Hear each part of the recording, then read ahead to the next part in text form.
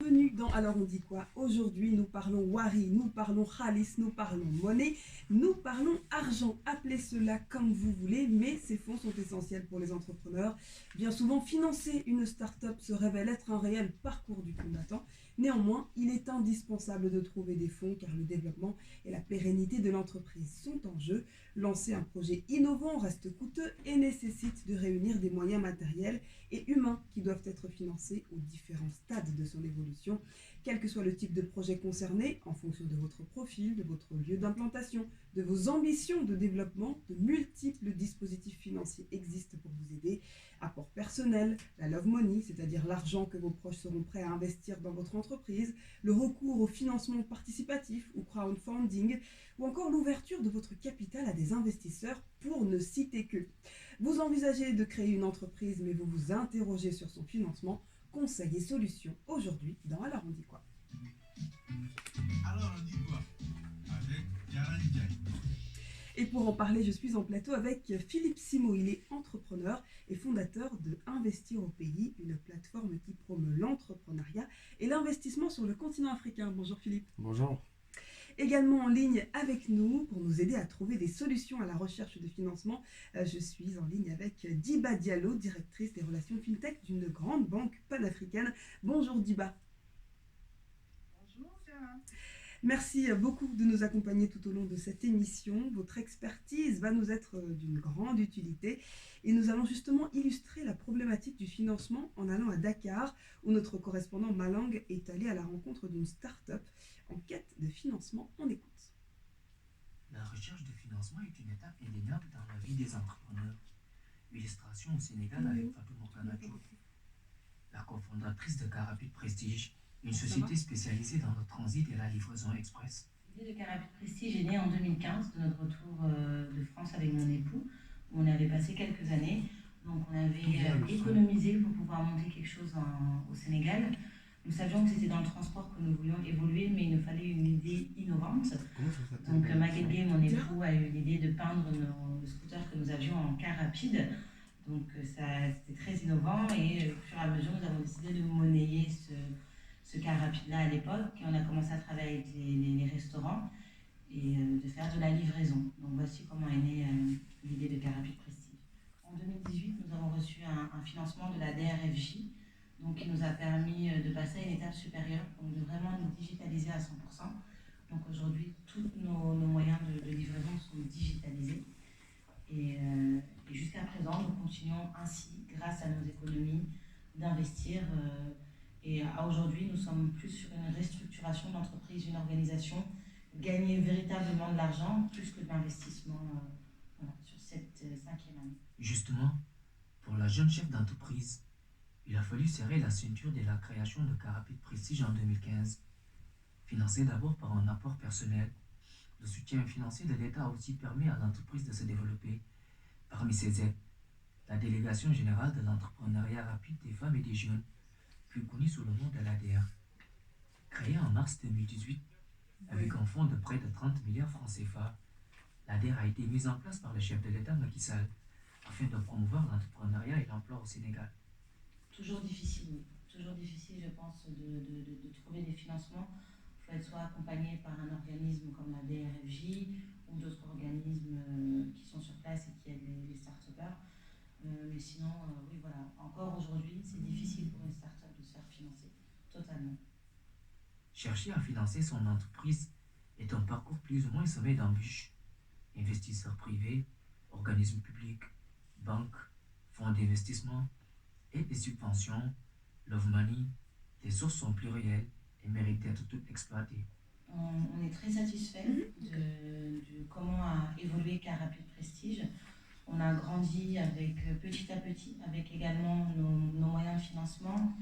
Nous-mêmes, on a évolué avec cette entreprise-là, nos collaborateurs également. Donc aujourd'hui, on se focalise surtout comment gagner plus d'argent, gagner de l'argent tout simplement réellement, de maximiser nos connaissances, de mettre les bons collaborateurs aux bonnes places. Et notre objectif, c'est de devenir leader en Afrique en logistique express. Donc on est vraiment sur cette restructuration-là de l'entreprise Car Rapide Prestige.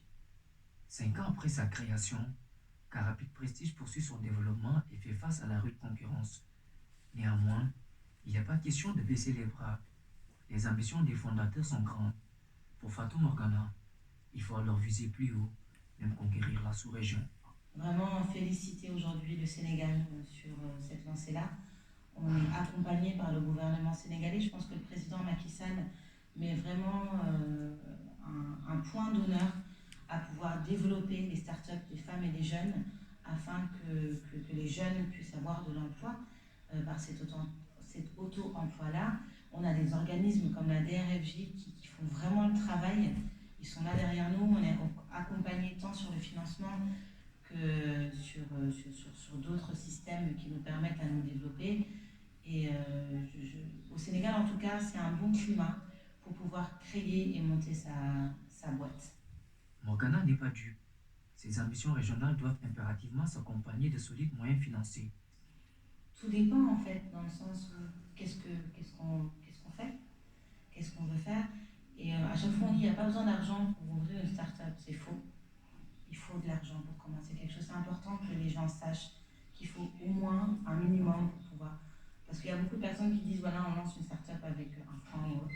Mais c'est important aujourd'hui d'avoir, pas besoin en gros, mais au moins d'avoir un fonds de roulement et d'être bien organisé, d'être bien structuré et de faire des économies. Tout dépend de l'activité. Tout dépend de l'activité de ce qu'on souhaite. Par exemple, qu'on commence avec une moto, c'est pas la même chose qu'on commence avec 10 motos, par exemple. Carapid Prestige voit grand, mais la start-up reste lucide. Pas de changement de stratégie trop rapide à l'horizon. L'entreprise, par exemple, n'envisage aucun changement de statut. On est toujours une SARL. Pour le moment, cette structure nous convient bien. On va continuer encore pour le moment, puis après on verra. Mais pour le moment, on est très bien en SARL, puis on permet de structurer. On aime bien ce statut de PME qui nous va très bien. Plus que start-up même. Donc, du coup, on est à l'aise en SARL. Le parcours est encore long pour Fatou Morgana et ses associés, mais la jeune femme est pleine d'espoir pour l'avenir. On est leader en Afrique en logistique express et d'aller dans les régions déjà, dans les grandes régions, dans les régions sénégalaises et les grandes capitales administratives. Ne jamais baisser les bras, toujours continuer et de se faire aider si on en a besoin, de ne pas aller tout seul parce qu'on pourrait aller au burn-out. Et aussi que tout le monde ne peut pas monter une entreprise, tout le monde ne peut pas être entrepreneur, c'est important de le savoir également. Le chemin est encore long pour elle, comme pour bon nombre d'entreprises sénégalaises, car près de la moitié des PME et PMI au Sénégal sont confrontés à des problèmes de financement, alors que ces dernières représentent 90% de l'activité économique à ce jour. Le plus gros challenge pour une start-up est de se financer rapidement et efficacement, un financement capital, car ce ne sont pas moins de 8 startups sur 10 qui font faillite à cause de problèmes de fonds. Philippe, vous, qu'est-ce que vous retenez du parcours de Morgana ? Alors, je retiens que c'est un parcours qui a été graduel quand même, parce qu'au début de son intervention, elle dit qu'elle est partie sur des fonds propres. Et ensuite, elle a, au bout de quelques temps, reçu des aides. Et ensuite, elle a continué de grandir au point où même l'État sénégalais s'est mêlé, entre guillemets, à l'histoire. À travers le fonds de l'ADER. C'est ça, en permettant qu'elle puisse continuer de grandir. Et puis aujourd'hui, elle est toujours dans cette perspective-là, de continuer à grandir. Donc, en plus, elle veut être leader. Donc, c'est une très bonne aspiration. Et on peut lui souhaiter que le meilleur. Mais oui, en tout cas, je remarque que c'est progressif. C'est progressif. On va rentrer dans le détail, bien entendu, de toute cette progression. Il y a pas mal d'étapes à suivre. Mais j'aimerais recueillir d'abord le sentiment de Diba. Diba, lorsqu'un projet d'entreprise est sur le point de voir le jour, la question du financement est une problématique qui se pose, indubitablement. Et ce fut le cas de Morgana et Carapid Prestige. Qu'est-ce qui vous a marqué dans ce reportage ? Je pense qu'elle partage une expérience qui est assez générale dans l'écosystème. Il y a un point qu'elle a mentionné qui est important, c'est qu'il ne faut pas croire que vous pouvez monter une entreprise avec $1, c'est un mythe. Mais en même temps, il ne faut pas penser que parce que vous avez une bonne idée, vous allez tout de suite avoir de gros investisseurs. Ça aussi, c'est un mythe. En général, il y a plusieurs étapes dans la création d'une entreprise et d'une start-up.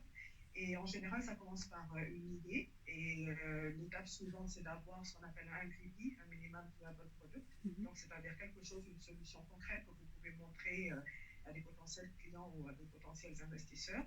Et entre le stage d'idée et d'MVP, au début, en général, c'est soit l'entrepreneur lui-même qui se réinvestit ou qui trouve des investissements auprès de la famille ou des amis. Mhm. Philippe, vous êtes aussi entrepreneur. Quelle est la première chose à laquelle vous avez pensé lorsqu'il s'agissait de faire une recherche de fonds? Alors justement, moi je peux peut-être un peu avoir une position un peu différente des deux précédentes intervenantes.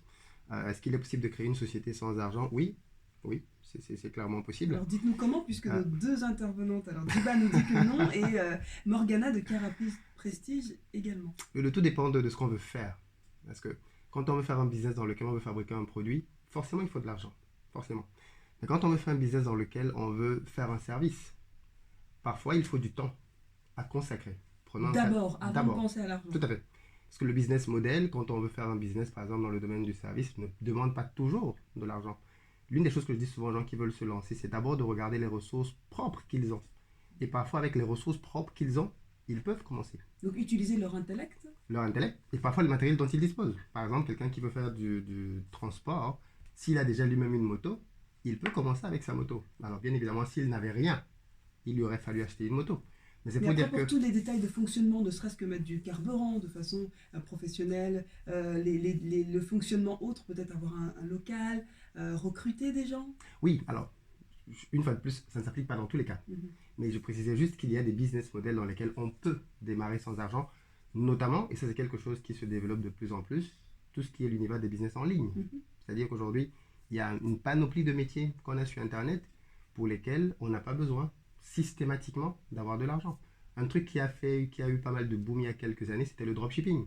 Le concept du dropshipping consistait à dire que vous créez une plateforme Internet sur laquelle vous vendez des produits, mais en réalité, les produits que vous vendez, ce ne sont pas les vôtres.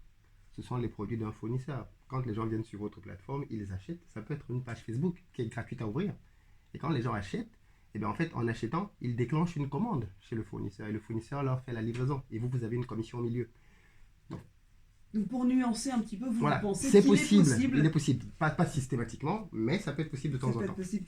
Diba, en tout cas, elle a participé, en tout cas, à amorcer des startups qui ont levé jusqu'à 20 millions de dollars. Diba, vous êtes directrice des relations FinTech d'une banque panafricaine et vous avez des exemples de participants ou de projets qui vous ont marqué.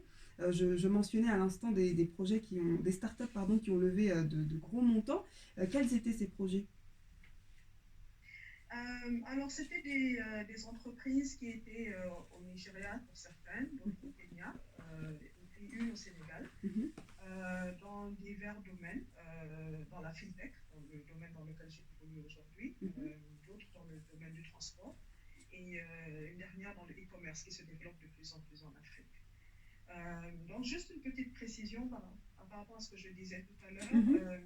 Effectivement, en fait, quand vous commencez une entreprise, selon le type de service ou de produit que vous mettez à disposition, les moyens avec lesquels vous démarrez sont différents. Mais je pense que c'est important pour les entrepreneurs ou les futurs entrepreneurs de ne pas penser qu'ils auront un retour sur investissement immédiat. C'est vraiment ça, c'est un point important. Donc, en général, si vous n'avez pas le moyen de trouver des financements ailleurs, enfin des gros financements, pensez à vous autofinancer ou regardez dans votre entourage. Mais soyez prêts, préparez-vous à attendre un bon moment avant d'avoir un retour sur investissement. Ça, c'est vraiment un point important qu'il faut répéter aux entrepreneurs. Philippe, je vous voyais Oui, vous êtes tout à fait d'accord. Il faut Totalement. être patient pour Totalement. être Il faut être patient. Mais entrepreneur. il y a un truc qu'on a dit 2-3 fois, et je pense que c'est important de marteler ça. Moi, personnellement, ça c'est ma démarche à moi. Sauf quelques exceptions, je n'encourage pas à des gens qui lancent un business d'aller chercher des financements pour lancer le business. Je suis même en réalité contre cette démarche-là. Je pars du principe que le risque entrepreneurial, la première personne qui le prend, c'est l'entrepreneur. Et sa capacité à pouvoir mobiliser ses propres ressources est un élément qui permet de fiabiliser lui-même le risque qu'il prend. C'est-à-dire, pour moi, c'est un non-sens que quelqu'un qui veuille lancer un business vienne me voir pour que je finance 100% du besoin qu'il a. Ça n'a aucun sens.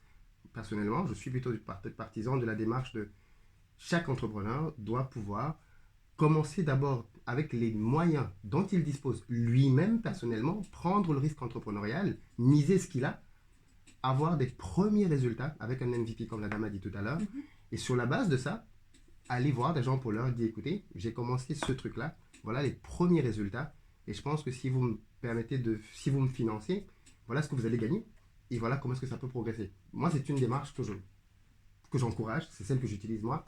Je ne suis pas trop pour le fait de démarrer tout de suite en disant ok, je veux lancer mon projet. C'est prématuré de venir, allez, voilà. bien Non, sûr. ouais. Eh bien, vos conseils, d'autres auditeurs en ont besoin. C'est en tout cas le cas d'Élie, qui nous interpelle de Côte d'Ivoire. Elle est coach et fondatrice de Copine Minceur. Élie propose des programmes diététiques adaptés à la beauté africaine, dit-elle, pour perdre du poids. La plateforme a été créée en 2019. Bonjour Élie. Bonjour, vous allez bien? Ça va très bien et vous? Très bien. Élie, dites-nous quel est le statut de votre société? Alors, mon entreprise est une SARL. Qui a démarré avec un capital de départ de combien? Au départ, c'était 1 million. Voilà. Et on a pu, au début, trouver des fonds au moins de 4 millions grâce à une compétition. J'ai gagné le concours de meilleure création de site internet. Et j'ai eu 4 millions de francs et j'ai pu commencer avec ça. Donc, pas d'apport personnel? Non, au début, j'ai plus gagné de l'argent en travaillant pour d'autres entreprises, des grands entrepreneurs. J'ai pu participer à des concours. C'est comme ça que j'ai pu financer d'abord mon projet. Voilà, je ne suis pas allée directement sur fonds propres. D'accord. Voilà. Et après les concours, est-ce que vous avez utilisé d'autres moyens pour financer votre projet? Oui, j'ai pu utiliser l'échange de marchandises. J'ai pu, voilà, c'est ce que j'ai pu faire.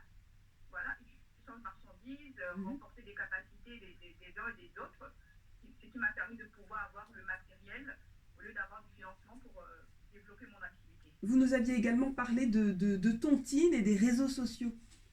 Exactement. Alors, j'ai participé à des tontines avec des femmes pour pouvoir financer, avoir du matériel. Et j'ai pu aussi vendre mes services via Internet, comme j'ai dit tout à l'heure, des formations renforcement des capacités. Et puis, j'ai la possibilité maintenant de pouvoir faire de l'affiliation à partir de mes plateformes. Très bien. Et actuellement, vous préparez une campagne de crowdfunding pour justement trouver davantage de fonds, mais là encore, vous rencontrez des obstacles? Oui, parce que depuis Abidjan, avec la situation la crise avec les brouteurs, comme on les appelle, oui. La Côte d'Ivoire est située, donc du coup, on ne peut pas forcément avoir accès aux meilleures plateformes de crowdfunding. Donc du coup, on a trouvé une stratégie qui nous permettrait de passer par des plateformes comme par Afroprenariat pour pouvoir commencer à faire, à lancer notre campagne de crowdfunding. Alors, voilà. Oui, allez-y, Élie. Oui, et donc pour pouvoir, comme tout à l'heure l'intervenant avait dit, il faut vraiment du temps pour commencer à créer une entreprise. Et pour éviter ce temps, moi j'appelle plutôt la perte de temps, nous on a décidé de faire une émission concours pour pouvoir aider les femmes à trouver du financement sans toutefois passer par des situations compliquées par lesquelles on est passé. Par exemple, je prends le cas d'un groupement politique qui décide de financer des projets, mais il finance en fonction de ses appartenances.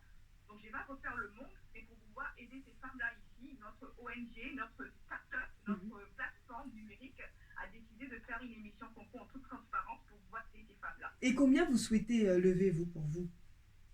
Alors pour la première édition, c'est juste 10 millions. Voilà, on a décidé de commencer le mois prochain. D'accord. Alors je vais laisser Philippe réagir. Vous avez entendu un petit peu le parcours de Élie. Que vous inspire son parcours? Que doit faire Élie, selon vous, pour notamment soulever ces 10 millions de francs CFA? Alors, une fois de plus, les parcours sont individuels, personnels, et le fait justement qu'on ait différents modèles démontre bien qu'il n'y a pas de solution unique. Absolument. Pour pouvoir lever de l'argent. Moi, j'aurais tendance à dire que justement, quand on est dans une démarche comme celle-là, à titre personnel, aujourd'hui, je constate que dans plusieurs de mes activités, j'ai pas besoin de financement au stade où on en est aujourd'hui dans nos activités. Par contre, ce que je constate, c'est que beaucoup d'entrepreneurs, comme justement la dame, ont besoin de pouvoir lever des fonds. Et un levier sur lequel je pense beaucoup d'entre eux, que beaucoup négligent, c'est la visibilité sur les réseaux. Élie a utilisé un petit peu les réseaux sociaux pour vendre ses services, c'est un bon moyen? Oui, mais là, je parle de la visibilité en tant que porteur de projet. Je ne sais pas quel est son niveau de visibilité sur Internet, mais en fait, on arrive à un stade aujourd'hui dans lequel les gens ne font plus de business avec vous uniquement à cause de ce que vous vendez ou de la rentabilité, mais surtout à cause de qui vous êtes. D'abord, absolument. Les Voilà. investisseurs vont croire aux porteurs de C'est ça. projet avant de miser dessus. Et donc, ce que moi je demande plutôt, ce que j'encourage les entrepreneurs à faire, c'est avoir de la visibilité sur les réseaux pour parler de ce qu'on appelle communément dans le jargon leur why. Pourquoi ils font ça? C'est-à-dire qu'un projet comme celui de la dame, on se rend compte quand elle commence à l'expliquer qu'en fait, ce n'est pas juste pour elle, sa boîte, qu'elle veut le faire. C'est pour pouvoir équiper des femmes, pouvoir lancer davantage de projets.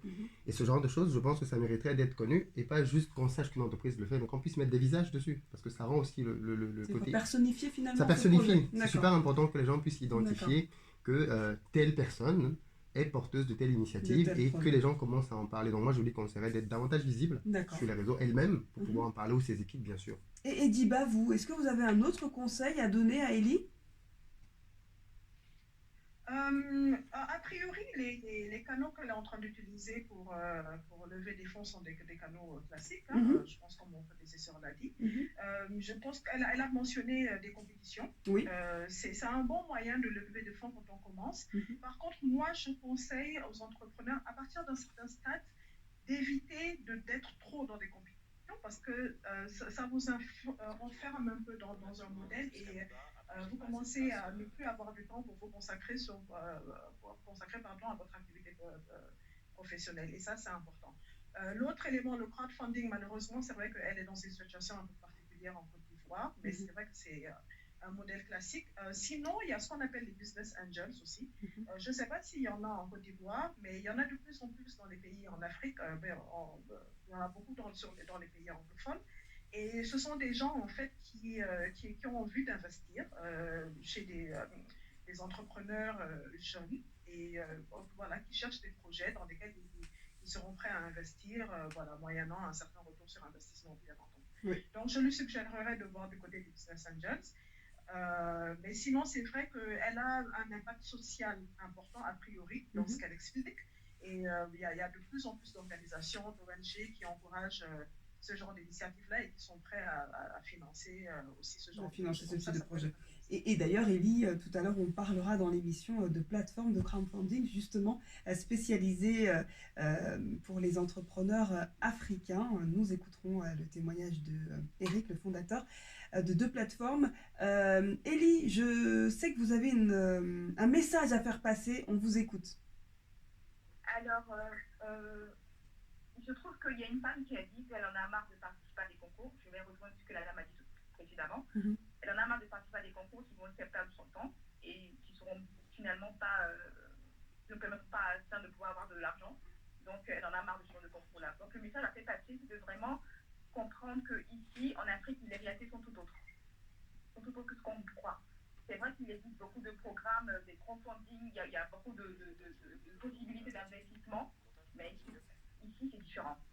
Voilà. Le message a fait passer, il faudrait qu'on connaisse d'abord vraiment les réalités africaines avant de donner vraiment beaucoup de conseils.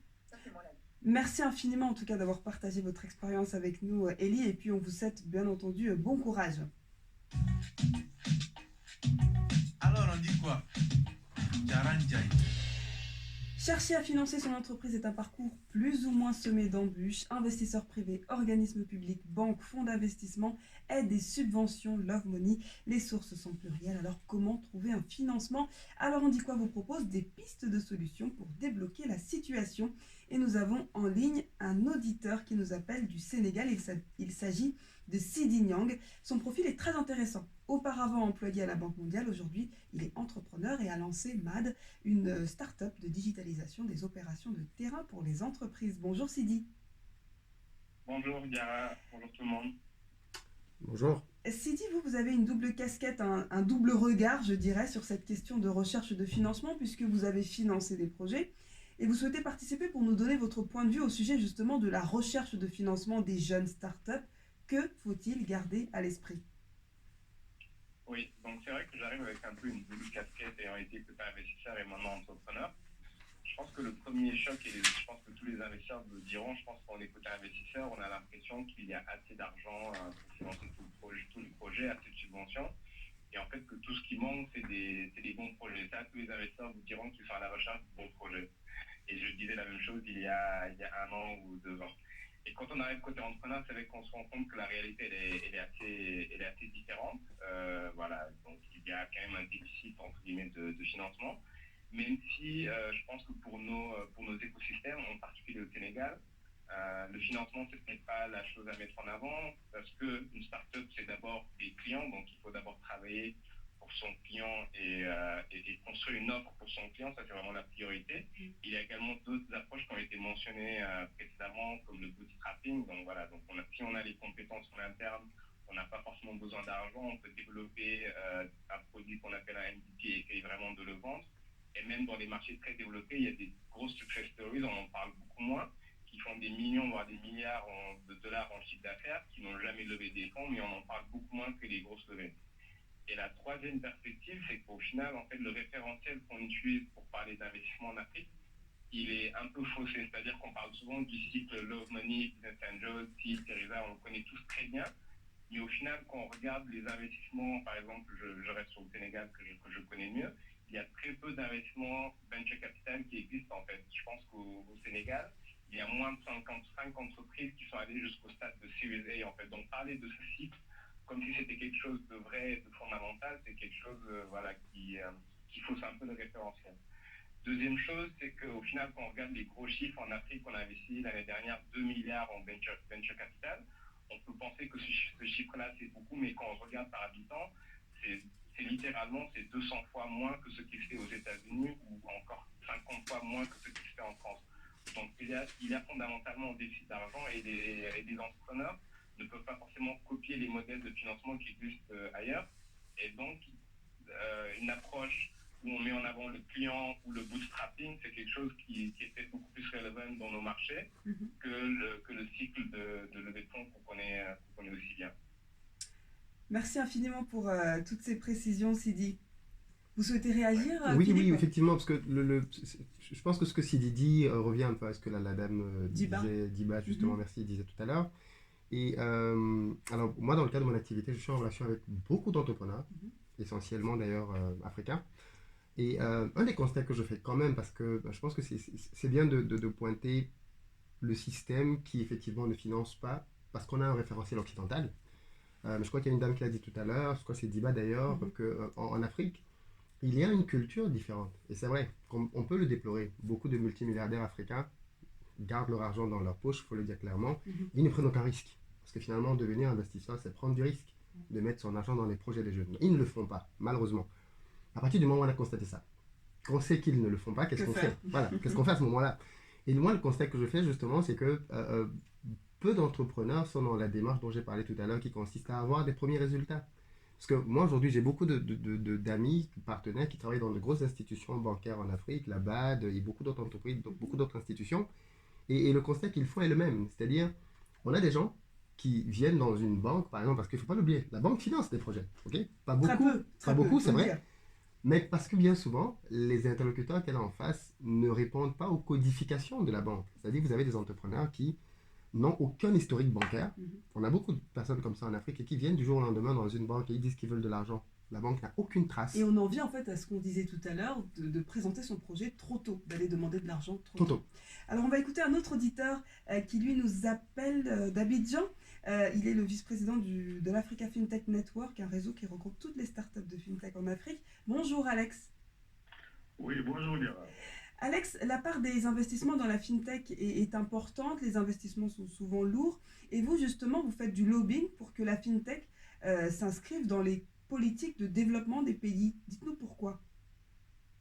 D'accord. Déjà, merci pour cette opportunité. Déjà, pour préciser une chose, je suis le vice-président de Africa FinTech Network et non le président. Et puis, comme tu le disais, effectivement, nous essayons de développer la finance digitale, donc essayer d'accompagner le plaidoyer pour que, éventuellement, sur la finance digitale soit au cœur des stratégies de nos économies, du développement de nos économies et beaucoup plus du secteur de la finance. Voilà. Ce que nous essayons de faire, nous, c'est véritablement de faire ce plaidoyer-là, de pouvoir montrer combien est-ce que il est important de pouvoir utiliser nos stratégies pour pouvoir développer la finance digitale. Parce que je ne dirais pas que les banques ou les acteurs traditionnels ont faibli, mais les acteurs traditionnels étaient dans une sorte de léthargie et avec le développement du mobile money aujourd'hui, on s'est rendu compte de ce que les services financiers pouvaient avoir une certaine appétence pour nos populations. Donc on sait que par exemple le mobile money c'est une création africaine. On sait que pour ce qui concerne certaines zones comme la Côte d'Ivoire, l'adoption de ces services est beaucoup plus répandue au niveau des populations des zones rurales. Et on sait aussi que, par exemple, aujourd'hui, beaucoup d'opérations relatives à la mobilité ou pas se font à travers le mobile money. En fait, l'année dernière, c'était près de 25 000 milliards de francs CFA qui ont été transités par les plateformes de mobile money. Et on sait que des acteurs traditionnels en Côte d'Ivoire font quelque chose comme 20 milliards de transactions par jour. Donc, il y a une certaine appétence et aussi la technologie a permis aux populations de se familiariser aux services financiers.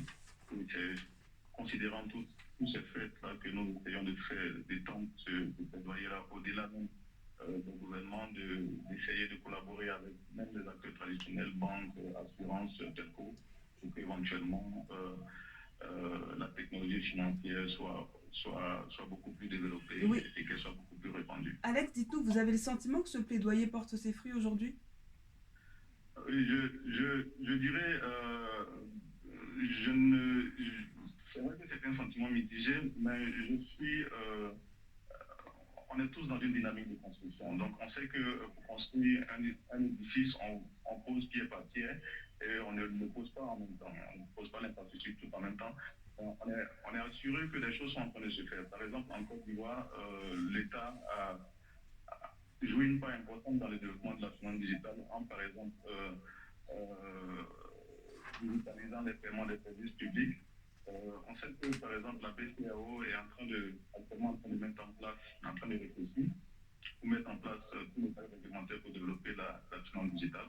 C'est vrai qu'on voudrait aller aussi vite que dans les pays anglophones, mais dans les pays francophones, comme le disait la BCAO, c'est une union. Donc il y a beaucoup de pourparlers, il y a beaucoup d'échanges qui sont engagés entre les différents mondes. Mais on a assuré, nous, d'une certaine chose, c'est que pour ce qui concerne les startups, pour ce qui concerne l'offre, il y a des choses qui se font, il y a de belles solutions qui sont proposées, il y a beaucoup d'innovations qui sont partagées. Merci infiniment d'avoir participé à cette émission, Alex. Tout le plaisir était pour nous. Alors, nous continuons à prendre nos auditeurs qui sont nombreux à tenter de nous joindre. Nous avons en ligne Bouba Traoré qui nous appelle du Mali. Il est le fondateur de BET Communication. C'est une agence de communication depuis 2011 et d'événementiel depuis 2013. Bonjour Bouba. Bonjour Gérard. Bouba, vous avez longtemps travaillé dans l'informel, puis vous avez décidé de tout formaliser. Expliquez-nous pourquoi.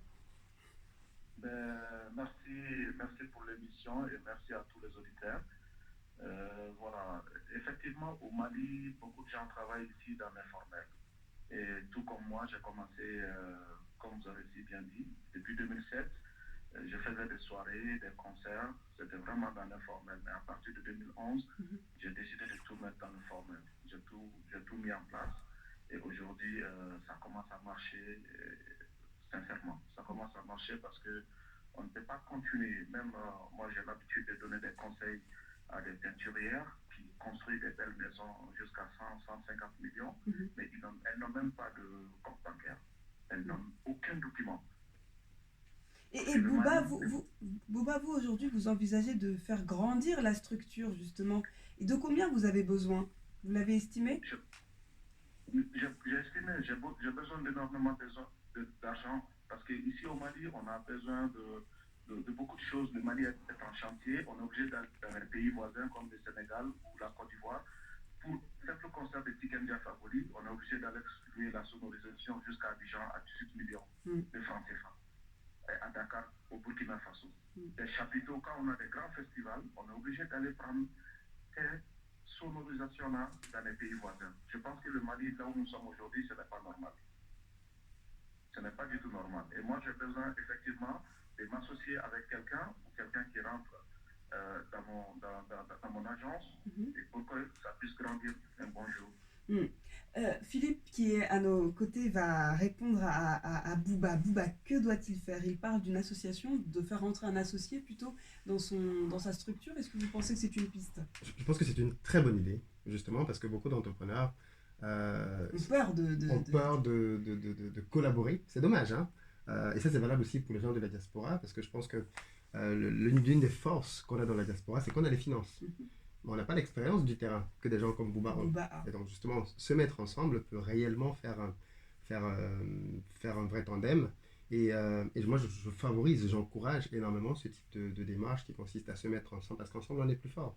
Bouba a l'expérience, il n'a peut-être pas toutes les finances qui vont bien. Après, c'est aussi à lui, bien évidemment, de savoir parler le langage qui va intéresser les... Parce que je suis aussi constaté que on veut bien s'associer, mais quand il s'agit de partager, on va appeler ça comme ça, le gâteau de l'entreprise, en général... Il faut être stratège. Bien sûr, il faut être stratège et savoir comment faire, parce que pas juste dire je veux un partenaire, mais tenir un langage qui va faire ce que moi j'appelle une offre irrésistible, de telle sorte que on va demander justement, on va demander à Djiba justement comment séduire de façon, d'une bonne manière en tout cas les investisseurs. Est-ce qu'il y a une clé? Déjà, une chose, et je pense que Philippe, là, d'ailleurs, Jara, toi aussi, tu l'as dit tout à l'heure, c'est qu'il faut que les entrepreneurs arrêtent de penser qu'avec juste une idée, ils peuvent obtenir des financements. En général, les investisseurs ont besoin de ça. Moi, ce que je leur conseillerais, en tout cas, les éléments qu'ils doivent mettre en avant, c'est le type qu'ils ont, le type de produit qu'ils veulent mettre sur le marché, l'opportunité, en fait, la part de marché que ça représenterait, les opportunités de croissance et même éventuellement plus tard avoir une stratégie de diversification.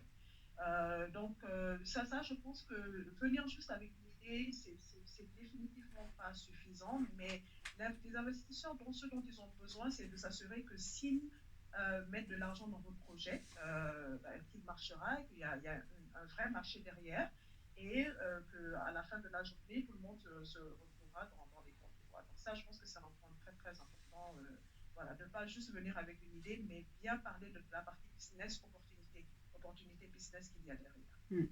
Bouba, vous avez entendu? Bien sûr. Eh bien, on vous souhaite beaucoup de courage et n'hésitez pas à nous faire part de l'évolution de vos projets. Hein. D'accord, merci beaucoup. Alors, nous allons prendre en ligne Emmanuel Bocquet. Emmanuel est Digital Booster. Il accompagne des entreprises qui sont dans une logique de levée de fonds. Bonjour Emmanuel. Bonjour. Emmanuel, sur 10 investissements en moyenne, les fonds font face à 7 échecs, 2 moyens et 1 succès, on va dire. Il n'y a donc qu'un seul investissement qui fait la rentabilité du fonds. Comment vous expliquez ces chiffres, vous? Je crois que ce sont des chiffres assez naturels. C'est la loi de l'économie. Il y a plus d'entreprises qui ferment que d'entreprises qui réussissent. Surtout quand on parle de start-up et qu'on est sur des nouveaux marchés, des choses qui n'ont pas encore été testées. Et donc, particulièrement en Afrique où les sécurités sont rares, il y a peu de protection pour les entreprises et pour les entrepreneurs. Forcément, le taux d'échec est élevé. Emmanuel, est-ce que selon vous, il existe un ou des critères qui favorisent les levées? Oui, il y en a énormément. Après, tout dépend du montant des levées. Moi, je ne suis vraiment pas du tout un expert des levées qui se comptent en millions d'euros à l'international. Je suis vraiment... je m'occupe du financement des startups et des PME à très petite échelle, jusqu'à 200 000, 300 000 euros. Et à ce stade, effectivement, il y a un certain nombre de critères qui sont assez universels, qui permettent de déterminer, de générer de l'intérêt auprès d'investisseurs et de les rassurer. Parmi eux, il y a les entrepreneurs. Est-ce que c'est la première fois qu'ils entreprennent ou est-ce qu'ils ont déjà plusieurs entreprises derrière eux, réussies ou échouées? Évidemment, plus ils ont d'expérience, même des échecs et surtout même des échecs, plus ils sont intéressants. Le nombre d'entrepreneurs est important. Un entrepreneur seul est beaucoup moins rassurant que deux entrepreneurs qui se sont mis ensemble. Ça, c'est vraiment une clé importante. Et puis après, il y a les résultats de l'entreprise. Ça a déjà été dit tout à l'heure dans les négociations, mais effectivement, une entreprise qui n'a pas de résultats ou dont la courbe de résultats n'est pas croissante, ça ne va pas rassurer. On va pas se dire. Une dernière question, Emmanuel. Quel conseil donner à ceux qui se posent la question de savoir s'il faut y aller ou pas, finalement? Ah ben c'est simple, il faut y aller. Il faut y aller. Si vous n'y allez pas, vous allez le regretter toute votre vie. Voilà, c'est tout. Il n'y a pas d'autre. Si vous n'y allez pas, vous n'irez pas. Donc allez-y, et puis vous serez prêt ou vous ne serez pas prêt, mais en tout cas, c'est en y allant que vous deviendrez prêt. Donc allez-y. Alors allez-y. Merci infiniment, Emmanuel, pour votre participation. Je vous en prie. Et notre dernier auditeur, c'est Diawo Kébé. Diawo est franco-sénégalais, il est installé aux Émirats Arabes Unis. Il est le cofondateur de Equity, une société de fintech qui lance une plateforme pour investir dans l'immobilier grâce notamment à la blockchain. Bonjour Diawo. Bonjour Diara. Alors je viens de mentionner Equity, mais vous avez initié pas mal de projets, vous avez été confronté à l'exercice de recherche de fonds à plusieurs reprises. Racontez-nous comment vous avez rassemblé le financement la première fois. Très bien. Tout d'abord, je vous remercie pour l'invitation. C'est un plaisir de témoigner auprès de notre cher ami, M. Philippe Simot, dont j'apprécie particulièrement le travail en termes de vulgarisation sur l'investissement et l'entrepreneuriat. Merci. Donc, pour en revenir à la question, donc la première fois que j'ai eu affaire à l'exercice de la levée de fonds, c'était pour une start-up qui s'appelait DC, que j'avais monté avec un ami d'enfance. Donc c'était une web agency.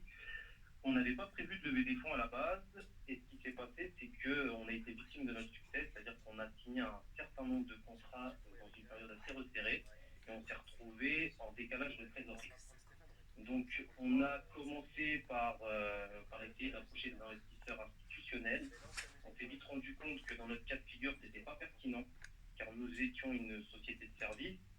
Et par contre, on avait une très bonne traction, que recherchent souvent les fonds d'investissement, et on a dû essayer de trouver des alternatives pour récolter ces fonds. Donc ça a été principalement de la log money, donc famille et amis autour de nous. Ensuite, on a fait appel à des business angels de notre réseau, de nos réseaux respectifs autour des cofondateurs. Et enfin, on a eu la chance d'avoir des artistes francophones dont je tairai le nom, qui nous ont suivis également dans l'aventure, et ça a été génial parce qu'on a réussi, grâce à ces alternatives, à lever des fonds en une dizaine de jours. Diawo, rapidement l'argent. Diawo, dites-nous quelles sont les erreurs que vous avez commises avec tout ce parcours, parce que vous avez levé finalement près de 500 000 euros avec toutes vos expériences. Aujourd'hui, des entrepreneurs nous écoutent. Quels conseils vous leur donneriez? Concrètement, je pense que l'erreur de départ de beaucoup d'entrepreneurs, c'est de penser que la levée de fonds est un business model. Donc un modèle économique, c'est-à-dire qu'on monte notre idée en se disant de toute façon on va lever des fonds et c'est comme ça que notre entreprise va survivre. Je pense qu'il ne faut pas faire cette erreur-là, il faut rester sur le b.a.-ba du business, c'est-à-dire qu'il faut produire un service ou un produit de qualité qui fit avec un marché. Merci beaucoup Diawo, j'espère que de nombreux éditeurs suivront vos conseils. Merci à vous et je vous souhaite une excellente émission. Merci beaucoup Diawo. À présent, pause musicale avec Mimi Tenten. Ouais, voilà. Des annonces? C'était Mimi Tenten. Aujourd'hui, le financement participatif est devenu un moyen incontournable de financer un projet innovant, qu'il soit entrepreneurial, artistique ou autre. Les plateformes de crowdfunding se sont multipliées et il y en a aujourd'hui pour tous les goûts. Illustration tout de suite avec notre initiative du jour, Eric Tompo. Bonjour Eric. Bonjour Diara. Alors vous Eric, votre credo c'est le financement participatif avec Quendou et Fiatop. Comment et quand a démarré cette aventure? Elle a démarré en 2015, précisément parce que je recherchais des solutions justement pour pouvoir permettre à des entrepreneurs sur le continent de contourner les verrous bancaires qui ont été bien explicités là. et aussi donner la possibilité à la diaspora qui a des ressources de pouvoir se connecter à des initiatives porteuses. Et donc c'est comme ça qu'est né Fiatop, plateforme de financement participatif panafricaine que je continue de diriger aujourd'hui. Et du coup, depuis la création, vous avez aidé 24 projets pour un montant maximum de combien? En fait, on vient de boucler le financement du 25e projet. Le maximum qu'on ait levé, c'est 14 000 euros sur un projet il y a 2 ans. Alors, il faut savoir que le maximum de levée dépend du réseau de l'entrepreneur, hein, parce que le financement participatif a ceci de particulier qu'on se finance par son réseau de soutien. Et donc, en l'occurrence... C'est à l'entrepreneur de se vendre.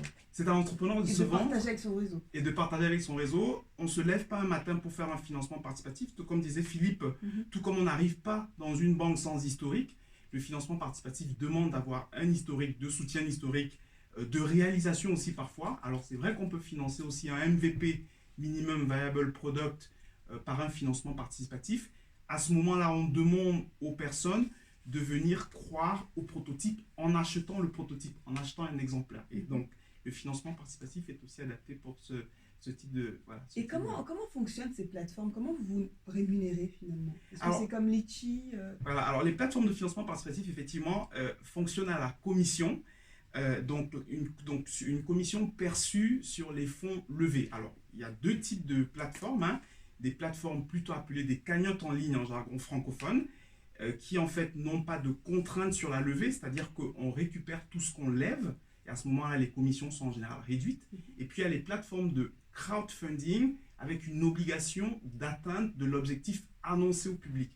Et à ce moment-là, si on n'a pas atteint l'objectif, eh bien, on rétrocède les fonds aux contributeurs et on ne reçoit rien. Et donc, voilà, c'est ce deuxième type de plateforme sur lesquelles c'est beaucoup plus délicat de pouvoir accepter des porteurs de projets, parce qu'il faut qu'on accepte des porteurs de projets qui vont marcher. Quel est le taux d'échec lorsque vous avez réuni tous ces porteurs de projets? Est-ce qu'il y a un taux d'échec que vous pouvez nous donner? Il est de 50%, très exactement 51%. C'est-à-dire que, et ça c'est des chiffres partagés par l'ensemble des plateformes, hein, et donc on se retrouve tous un peu naturellement sur ce taux. Donc ça veut dire que pour 2 projets qui sont sur la plateforme en financement participatif, on en a un en moyenne qui réussit. Et selon vous, pourquoi il y a 50% de ces entreprises? Alors c'est une très bonne question, parce que bien qu'on effectue un travail de sélection, alors il ne faut pas croire que le financement participatif est ouvert à tout type de projet, hein. Il est ouvert à des projets qui ont de l'impact social, à la différence d'un investissement qui est rationnel. Le financement participatif est d'abord émotionnel, c'est-à-dire qu'on finance une personne qu'on aime, on finance un projet qu'on suit et qui nous passionne. Et donc, on construit un réseau autour de ça. Et donc, nous, en tant que plateforme, on essaye de mettre en place des mécanismes de sélection qui se basent sur la dynamique du porteur de projet, son réseau de soutien, sa présence sur les réseaux sociaux, parce qu'il faut créer de la viralité pour que la campagne se sache. Mais il faut savoir qu'il y a un aléa qui est irréductible, un aléa sur ce qu'on appelle l'espérance de don. C'est-à-dire que quand on fait son financement participatif, on établit une liste de son réseau, le fameux réseau d'influence, les personnes sur qui on a de l'influence, et malheureusement, ce n'est pas une science exacte. C'est-à-dire qu'il arrive qu'une promesse de 200 € ne soit pas réalisée. Et donc, bien qu'on essaie de corriger ce biais, il reste que c'est pas tout à fait exact. C'est pas tout à fait simple. Est-ce qu'il y a une cagnotte emblématique qui vous a particulièrement marqué? C'est bien direct que vous parliez de cagnotte, parce que nous, du coup, on est sur les 2 créneaux, la cagnotte en ligne avec coindou.com et le financement participatif pour les entrepreneurs africains. Et j'invite Elie, qui est en recherche de solutions en Côte d'Ivoire, et je connais bien la problématique bancaire. J'invite Elie donc à se rapprocher de nous. On est une plateforme qui propose des contributions en mobile money dans 8 pays africains. On est la première du genre. Et donc grâce à ça, justement, sur coindou.com, on a pu financer le prochain album de Baby Philippe, l'artiste Baby Philippe, qui est venu donc sur Coindou pour récolter les fonds pour produire son prochain album. Et donc, effectivement, l'entrepreneuriat culturel, hein, il faut savoir que c'est la base du financement participatif. Le premier financement participatif, c'est la Statue de la Liberté aux États-Unis il y a plus de 250 ans. C'était du patrimoine.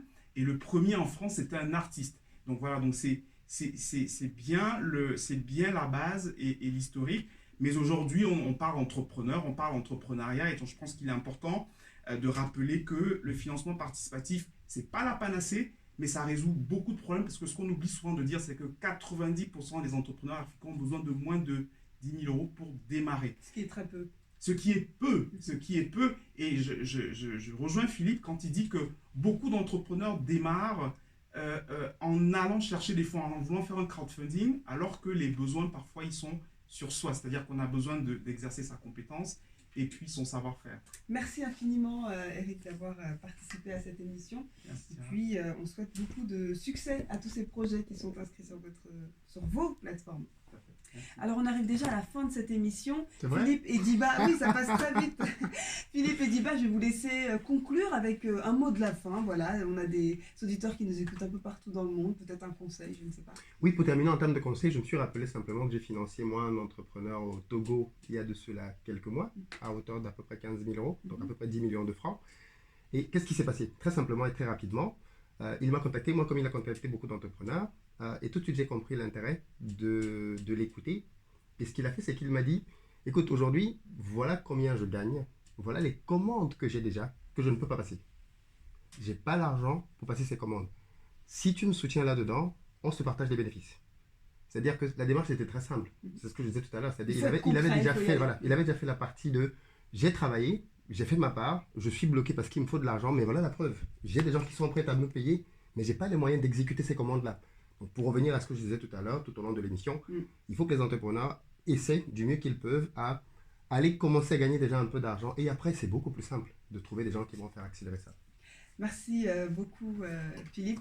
Et le mot de la fin qui nous sera donné par Diba. Diba, c'est à vous. Alors, on pourrait passer des heures à parler d'entrepreneuriat. Je confirme. Mais je pense qu'en fait, ce que moi je retiens de la discussion aujourd'hui, c'est que je pense que Sidi disait plutôt que en Afrique, on est encore très très loin du niveau de financement par rapport à l'Occident. C'est vrai, mais on a encore beaucoup de marge. En réalité, les taux de croissance en termes de financement en Afrique sont vraiment impressionnants. Entre 2018 et 2019, on a eu une croissance de 108%, et entre 2019 et 2020, de 74%. Ça n'existe nulle part ailleurs. Donc ça, c'est un élément en fait qui montre que l'écosystème des entrepreneurs en Afrique est très vibrant, et que voilà, il y a beaucoup de choses à faire, et qu'il y a des gens qui ont envie de financer les entrepreneurs. Ils ont juste besoin qu'on leur donne les garanties en fait.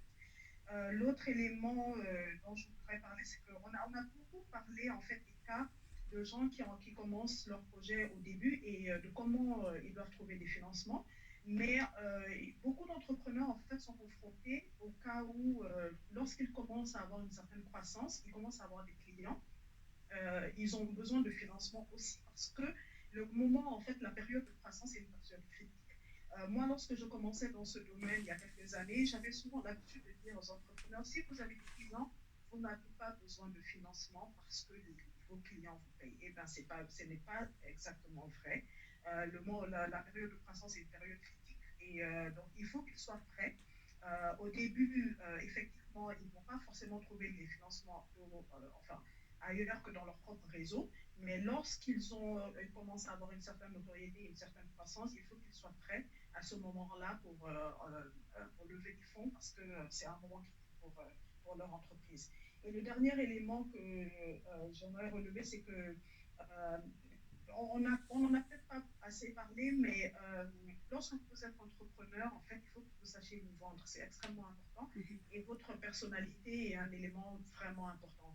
Lorsque nous, on a fait notre concours pour les fintechs il y a quelques semaines, le projet qui s'est retrouvé gagnant n'était pas forcément celui qui nous paraissait le plus pertinent, mais lorsqu'on a entendu l'entrepreneur pitcher, il a séduit tout le monde, parce qu'il avait une forte personnalité, et parce qu'il était convaincu, et il a su convaincre l'auditoire. Donc je pense que c'est important pour eux aussi de développer leur personnalité, leur réseau, et la façon dont ils présentent leur projet à de potentiels investisseurs. En tout cas, merci infiniment Djiba d'avoir participé à cette émission. J'espère que tous les conseils qu'on a donnés aujourd'hui porteront leurs fruits partout dans le monde. Alors on dit quoi, c'est terminé. Merci de nous avoir suivis. Rendez-vous sur les réseaux sociaux, Facebook, Twitter et Instagram. N'oubliez pas également le numéro de notre émission 33 647 740 742. Merci à toute l'équipe de l'émission, Beverly, Mariam, Daba et Guillaume. Avant de nous quitter, un petit mot sur un podcast que j'aime beaucoup, Bas les pattes.